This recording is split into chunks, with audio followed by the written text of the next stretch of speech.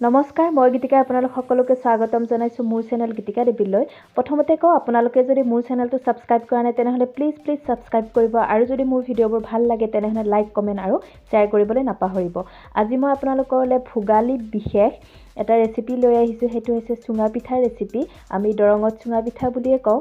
এই চুঙা পিঠাটোনো কেনেদৰে বনোৱা হয় মই আপোনালোকক দেখুৱাম।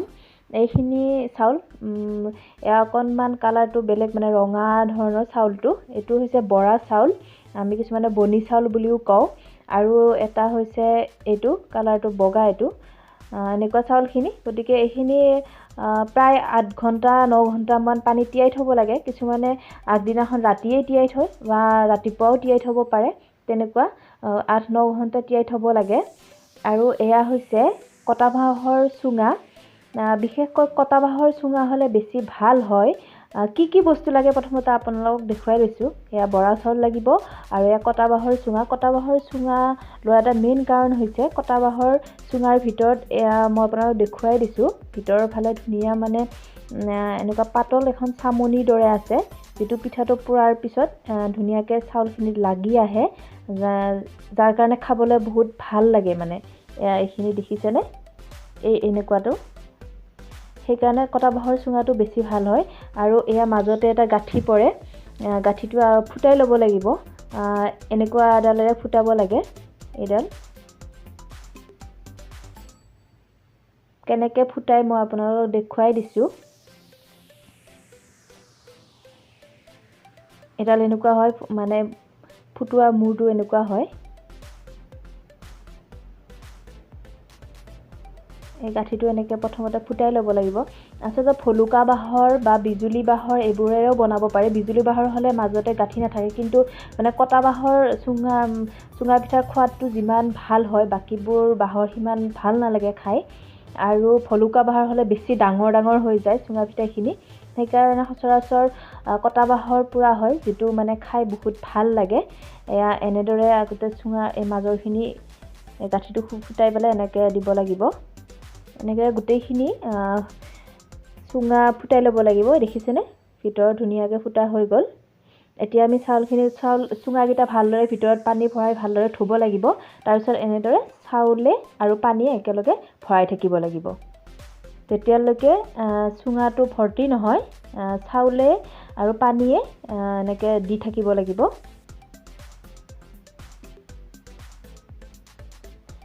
বহুত বেছি থেকেচি দিব নালাগে, বা কিছুমানে শলাৰে এনেকৈ খুচি দিয়ে চাউলটো ভিতৰলৈ যাবলৈ, কিন্তু সেইটো কৰিব নালাগে। তেনেকুৱা কৰিলে টান হৈ যায়, পিঠাটো খাবলৈ বহুত টান হৈ যায়। তেনেকুৱা কৰিব নালাগে। চাউলখিনি ভিতৰত সোমাবলৈ লাহে লাহে এনেকৈ দিব লাগে। আমাৰ মায়ে বনাই আছে, মোৰ শাহু মায়ে মানে চাউলটো ভৰাই আছে বৰ্তমান। কেনেকৈ ভৰাই আছে মই আপোনালোকক দেখুৱাই আছোঁ। এয়া এনেদৰে ভৰাই থাকিব লাগিব একেবাৰে ভৰ্তি নোহোৱালৈকে। তাৰপিছত এনেকৈ লাহে লাহে লৰাই দিব লাগে, যাতে চাউলটো ভিতৰলৈ সোমাই যায়। অকণমান চাউলটো বহুত বেছি হৈ গৈছে, সেইকাৰণে অকণমান কমাই দিছে। এতিয়া জোখটো ল'ব লাগিব। আমি যেনেকৈ কুকাৰত চাউল দিওঁতে যেনেকৈ আঙুলিৰ জোখ এটা লওঁ পানীখিনি, সিমান জোখতে দিব লাগিব। মানে আঙুলি প্ৰথম দ্বিতীয় গাঁঠিটোলৈকে পানী থাকিব লাগিব। চাউলটো মানে সিমান তলত থাকিব লাগিব আৰু সেইখিনি পানী থাকিব লাগিব। আৰু অকণমান এৰিব লাগিব এইখিনি, কাৰণ চাউলটো সিজিলে ওপৰলৈ অকণমান উঠি আহিব, মানে এইখিনি অকণমান ঠাই এৰিব লাগিব। এনেকৈ গোটেইখিনি চাউল চুঙাবোৰত ভৰাব লাগিব। আমাৰ গোটেইখিনি চাউল ভৰোৱা হৈ গ'ল। এতিয়া আমি ধান খেৰ লৈ খোপা দিম। খেৰখিনি ভালদৰে ধুই লৈছোঁ, লৈ এতিয়া এনেদৰে খোপা দিছে, কাৰণ নহ'লে যেতিয়া জুই দিলে ওলাই আহিব পাৰে, সেইকাৰণে ভালকৈ টাইট কৰি খোপা দিব লাগিব। এতিয়া পুৰিব লাগিব যিহেতু, সেইকাৰণে আউজাই দিবৰ কাৰণে এনেধৰণে লোহাৰে এনেদৰে খাল পাতিছে। কিছুমানে কলগছো দিয়ে, নহ'লে কেঁচা বাঁহো দিব পাৰি। আমাৰ এওঁলোকৰ ঘৰত মানে আগৰ পৰা এনেদৰে চলি আহিছে, আজি বছৰ ধৰি এনেকৈ পুৰি আহিছে। কিন্তু মোৰ মাৰ ঘৰত কলগছ দিয়ে, কেঁচা কলগছ দিয়ে তেনেকৈ। আৰু ইয়াত ধান খেৰেৰে পোৰা হ'ব। গোটেইখিনি চুঙা ইয়ালৈকে অনা হ'ল, আনি ইয়াতে ধুনীয়াকৈ অজাই দিছে। এতিয়া জুই দিব। আৰু আমাৰ আচলতে উৰুকাৰ দিনাখন ৰাতি এইটো চুঙা পিঠা পোৰা হয়, সেইটো কাৰ্যসূচী উৰুকাৰ দিনাখনে কৰা হয়।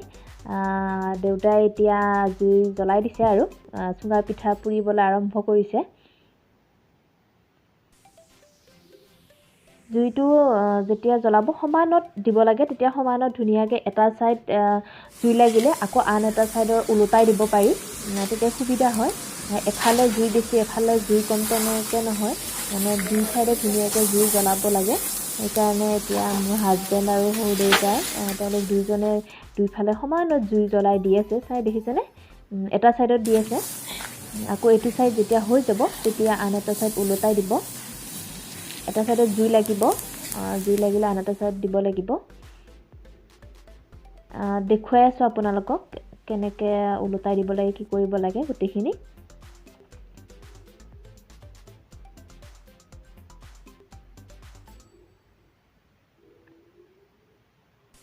ধুনীয়াকৈ জুইবোৰ সমানত দি আছে, এয়া মানে জুই নমাব দিয়া নাই। জুইখিনি নমাব দিব নালাগে, নহ'লে পুৰোতে বেছি টাইম লাগে। জুই যদি সমানত দি থাকে সোনকালে হৈ যায়। এতিয়া আমাৰ এয়া এটা এটা চুঙাত জুই লাগিবলৈ আৰম্ভ কৰিছে আৰু এয়া প্ৰথম মাজতে এইটো লাগিছে। এতিয়া কাপোৰ এখন তিয়াই ল'ব লাগিব, তিয়াই লৈ এনেকৈ জুইটো নমাই দিব লাগিব। এয়া জুইখিনি নমাই এতিয়া এটা ছাইড হৈ গ'ল, এতিয়া আন এটা ছাইড এনেকৈ ঘূৰাই দিব লাগিব। গোটেইখিনি চুঙা এনেকৈ লাগিব আৰু এটা এটাকৈ। এতিয়া এইটো ছাইড দেখিছেনে সেউজীয়া হৈ আছে, এইটো ছাইড ইফালে দি এতিয়া গোটেইখিনি আকৌ এফালে পুৰিব লাগিব। এনেকৈ এটা জুই লাগিলে এটাৰ পিছত এটা জুই লাগিব ধৰিবই, ধৰিলে গোটেইখিনি ওলোটাই দিব লাগিব এটা এটাকৈ। তাৰপিছত আকৌ এইটো ছাইড যেতিয়া জুই লাগিব ধৰিম, চুঙা পিঠা ৰেডি, মানে পুৰা হৈ যাব আৰু। আমাৰ এটা ছাইড অলৰেডি হৈ গ'ল, এতিয়া আন এটা ছাইড আকৌ জুই দিবলৈ আৰম্ভ কৰিছে।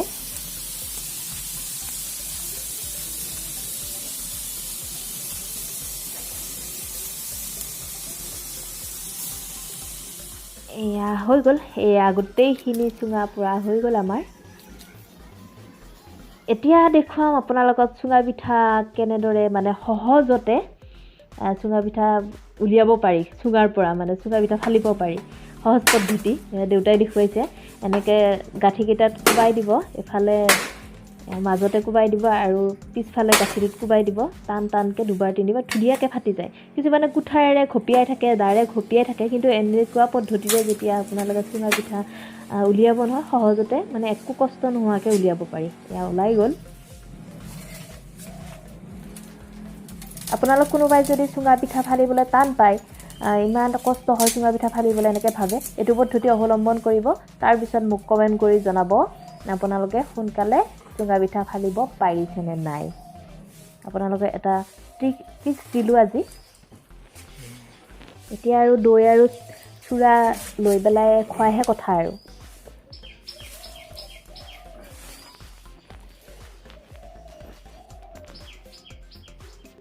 এয়া চুৰা আমাৰ দৰঙতে পোৱা যায়, এইটো চুৰাটো বেলেগ ঠাইত এইটো পোৱা নাযায়। এইটোৰ মানে সোৱাদেই জুতিয়েই বেলেগ আৰু দৰঙীয়া চুৰা। এতিয়া চুৰা উলিয়ালোঁ মানে মা উলিয়াই আছে। এয়া চুৰা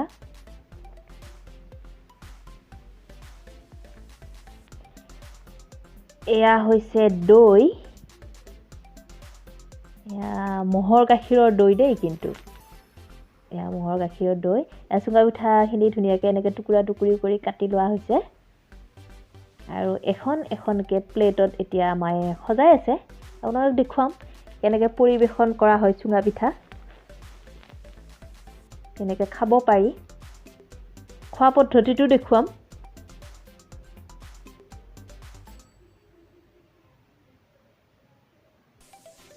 এয়া চুঙা পিঠা দিছে, এয়া অৱশ্যে ক্ৰীম, এয়া চুৰা, তাৰপিছত সেয়া ম'হৰ গাখীৰৰ দৈ আৰু গৰু গাখীৰৰ দৈ।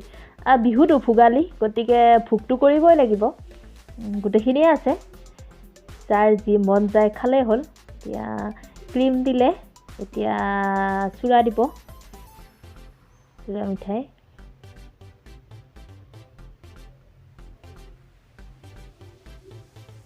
তাৰপিছত এয়া ম'হৰ গাখীৰৰ দৈ আৰু এয়া হৈছে গৰু গাখীৰৰ দৈ।